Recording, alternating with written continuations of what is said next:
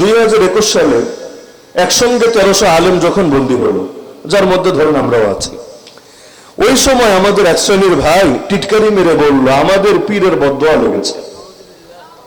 এগুলো নবী আর আহলে বাইতের সামনে গোস্তাখির কারণে হয়েছে।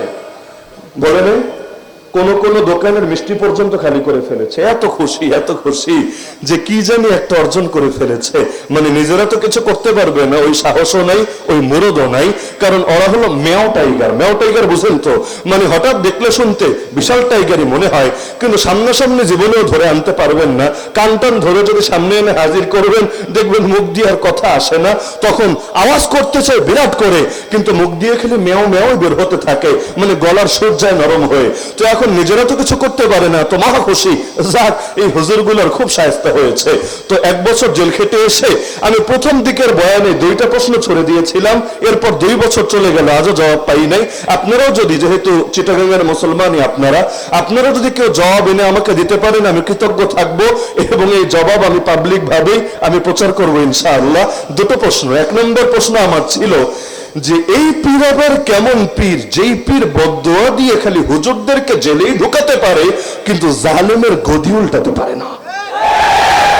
আরে পীরের বদদোয়া যদি আমাদের উপর চলে তো চলুক, কিন্তু তার চাইতে বেশি জুলুম যারা করে, এমনকি আমাদের হাতে হাত করা যাওয়া বাঁধে, বদদোয়া কি ওখানে গেলে ডাউনলোড ফেল দেখায়, সেখানে কি নেটওয়ার্ক স্লো হয়ে যায়, 4G কি 2G তে নেমে আসে, সেখানে কি তোমার মোবাইলের ডিভাইসই যায় নাকি বন্ধ হয়ে, না হলে এই বদদোয়া কেমন বদদোয়া খালি এক পক্ষের উপরেই চলে আর আরেক পক্ষের বেলায় গেলে নেতিয়ে পড়ে, এই রকম বদদোয়ার কথা তো আমরা জানি না। তো তোমাদের পীরের বদদোয়ায় যদি এত পাওয়ার থাকে, একটু হাত ধরে পা ধরে অনুরোধ করো কিছু বদদোয়া যাতে ওদের বিপক্ষেও প্রদান করে।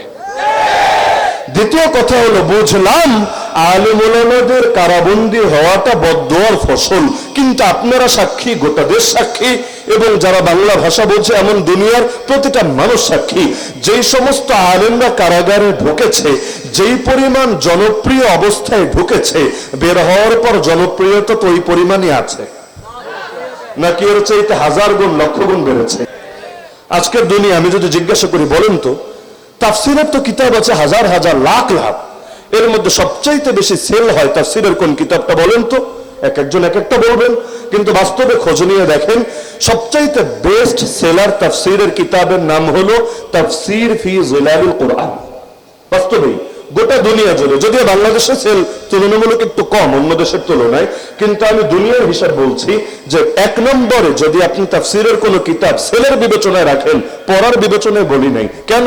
কারণ অনেক মানুষ আছে যারা বই কিনে তবে বই ঠিক মতো পড়ে না, এই শ্রেণীটা আমার চোখে দেখা একটু বেশি, মানে বই কিনতে একটা আলাদা এস কাজ করে, 2-4 পৃষ্ঠা পড়ে, 10-20 পৃষ্ঠা পড়ে, কিন্তু পুরোটা ফার্স্ট টু লাস্ট পড়ে এমন লোক একটু কম থাকে।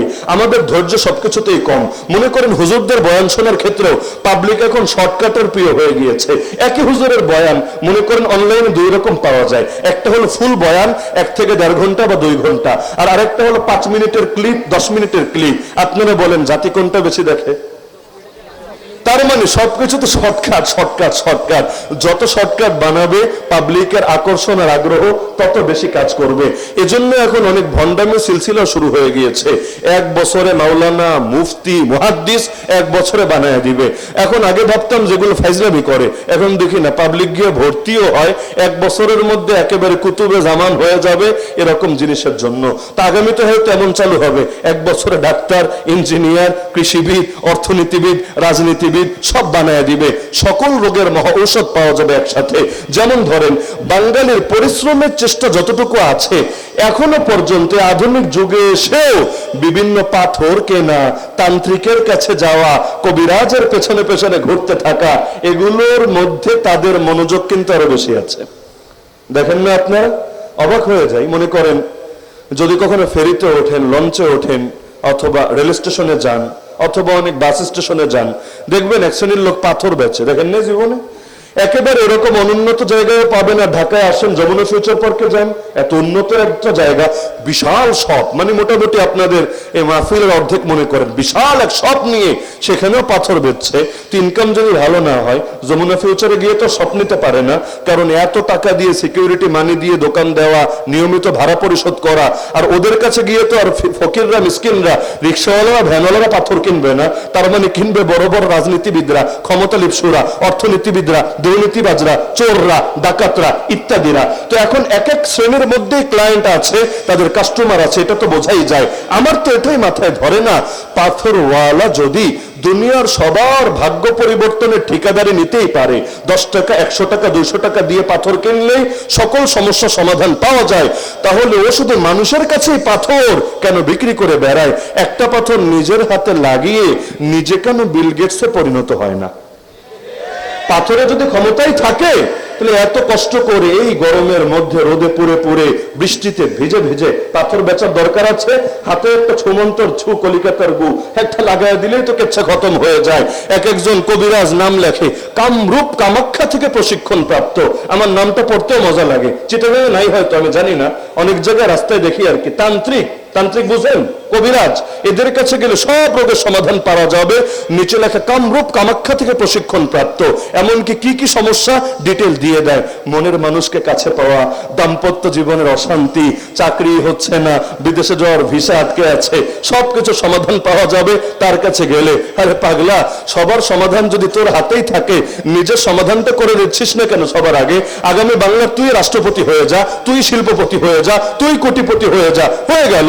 কিন্তু তোর যিনি দুনিয়ার সবার কাম করে দিতে পারে, খালি তোর বেলায় আসলে আটকে পড়ে, এটা তো ভণ্ডামি ছাড়া কিছু না। আবার অনেকে দেখেন না, হাত দেখে নাকি ভবিষ্যৎ বলে দেয়, কেউ টিয়া পাখি চালান দিয়ে ভবিষ্যৎ বলে দেয়। আমার দৃষ্টিতে এদের জন্য মাইরের উপর ওষুধ নাই। এরকম লোকদের কানের নিচে ঠাস করে একটা চর মারবেন, মারলে আছে।